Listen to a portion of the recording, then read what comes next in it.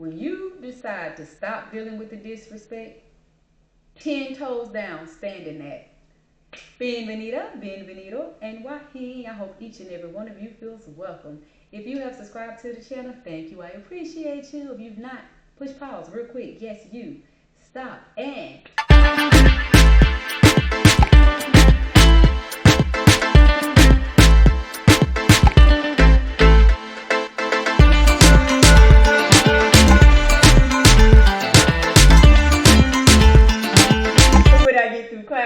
to this topic, right? Listen.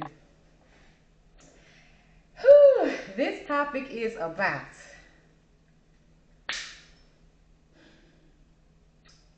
when you have decided to stop dealing with the disrespect. My suggestion to you is stand 10 toes down in that and never deal with the disrespect again. Stand 10 toes down in it. Don't deal with it again. Don't make a decision, set boundaries to stop dealing with disrespect and then double back around and like, oh, well, I miss him. Oh, well, she was really good about paying the bills. Or she was really good with the dogs. I don't do animals, but everybody else in the world seems to have animals. He was really good with my children. So you double back to that. You double back to it knowing the disrespect comes with it. The disrespect hasn't detached itself from the person. So when you decide to set a boundary and I'm not going to take this anymore, I'm done with this, I'm done with that, you go and take a 2-3 week break, 2-3 month break, and then you right back to it. Baby, you just doubling yourself back to the same disrespect that you took a break from. And you know that break felt good. Yes, you might have missed some certain things about the person when there were some fun times and good times, but that disrespect wore you out. It drained you. It brought you down. That's why you made a decision to step away. That's why you took the 2-3 week, 2-3 month break in the beginning. You didn't even know who you were anymore. Why? Why do we do that? Yeah. I strongly suggest that when you make that decision to stand 10 toes down, to no longer put up with disrespect from a person, sit in that, stand in it, waddle in it, marinate in it. Just walk away gracefully with your head held high and just keep it moving. Just keep it moving. Keep it moving. Keep it moving. Keep it moving. What we going back for? And I did a video talking about I don't think people can change. DNA would have to change who you are. But we've all seen the tweaks. You can tweak something for a few weeks, few months, and they go right back to the same foolishness because they are who they are. It ain't gonna change. Is it worth it? And sometimes we go back to it because of the small benefits there. I talked about them a second ago. You know, oh, they're good with the kids, they're good with the dogs, they're good with paying the bills, they're good with this, they make me laugh, so you go back.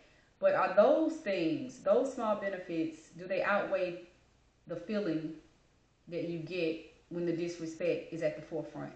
In most cases, no. But some people, sometimes we tolerate and we put up with mess just because.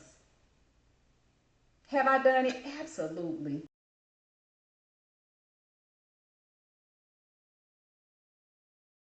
I have. I talked about another video, so I ain't gonna get into that.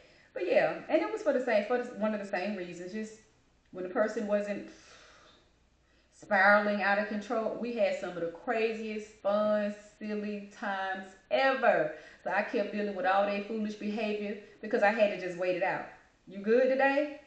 Okay, you having a moment. And I would just, and then it'd be like, oh my gosh, today's a great day. Yay! Yay! Good day. Yes! And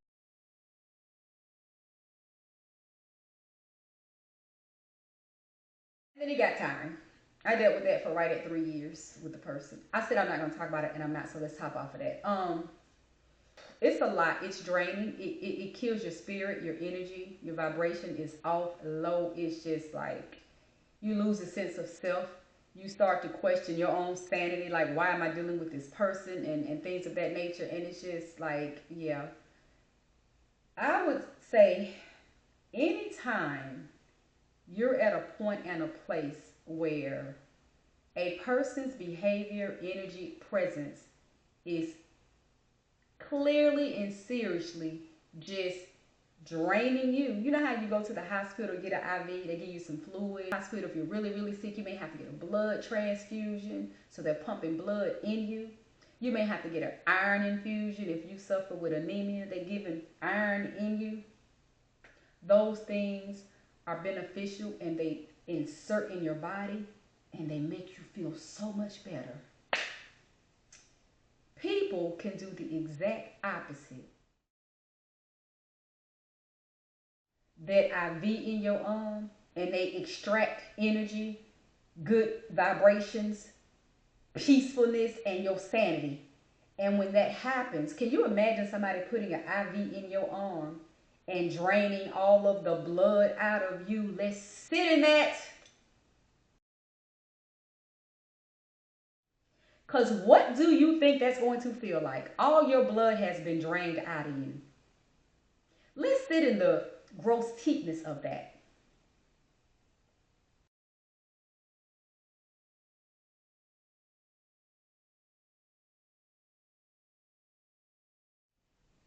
Because if you think about a murder, like Investigation Discovery, it's a whole TV channel, all the murders that happen on that channel, and how many times somebody done been stabbed and they bled out. Like, I'm going deep because I want my message to get across to somebody who needs to hear this.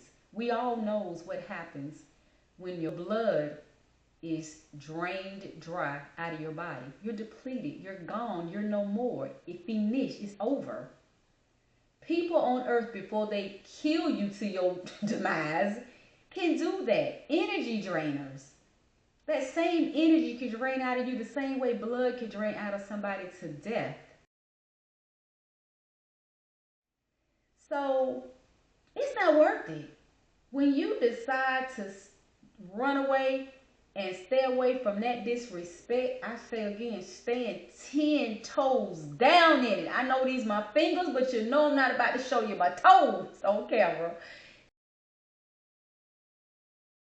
Sit in it, stand in it, waddle in it, marinate in it, baste in it. Do not go back. It's just an opinion of mine that I don't think you should, and it's just a suggestion. I don't tell the grown folks what to do. And I'm telling you because I've stepped away from situations, baby. I didn't step away from situations and go to the hospital and get a blood transfusion. I have had one in life. And an iron infusion, I've had several in life. But I tell you, the same feeling, I'm like, good. I didn't know I was going to feel this good after this IV in my arm. To step away from toxicity and dramatic people that will drain your energy, it gives you that same feeling. If you've ever had an iron infusion, a lot of people in life are anemic, so maybe you're familiar with it or know somebody. Hopefully you've never had a blood transfusion. That's a little more serious and deep, but you may have had a family member. You might have been in a medical situation where you've had to have one. Then you know what that feels like. Woo! It's just like life. Yeah, I'm gonna hop off this topic, y'all, because some topics I just get in and my brain is just willing to talk like 10, 15 minutes more, and I don't want to do that. When you make a decision to stand 10 toes down from dealing with disrespect, stand in it, sit in it. I am only suggesting that it is a takeaway to do better for yourself. If that's your intent, you stepped away to do better. You're only going to do better if you stay away. Better doesn't come by keep doubling back to it. Doubling back to it just puts you back in that same loop. It doesn't make any sense to go to the hospital to get an IV of all the fluids, all the stuff you need, just to go home and let yourself get sick all over again. Doctors release you from the hospital with orders. Follow those orders. So when you make a decision to step away from toxicity, drama, manipulation, disrespect, follow your own orders. You did it with an intent. You did it with intention. Whatever those intentions, like a doctor's orders, follow those orders. I said I was going to step away for these reasons. I need this amount of peace in my life, this type of better energy, and I'm gonna maintain that.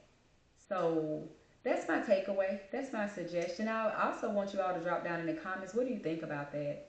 Have you been in a situation where you had to step away and stay away? How did it work for you? How did it feel? Oh, please share the video. Please like, comments, if you will. And I'm gonna hop off. See you guys on the next topic. Thanks for watching. Stay tuned. Keep watching. Bye.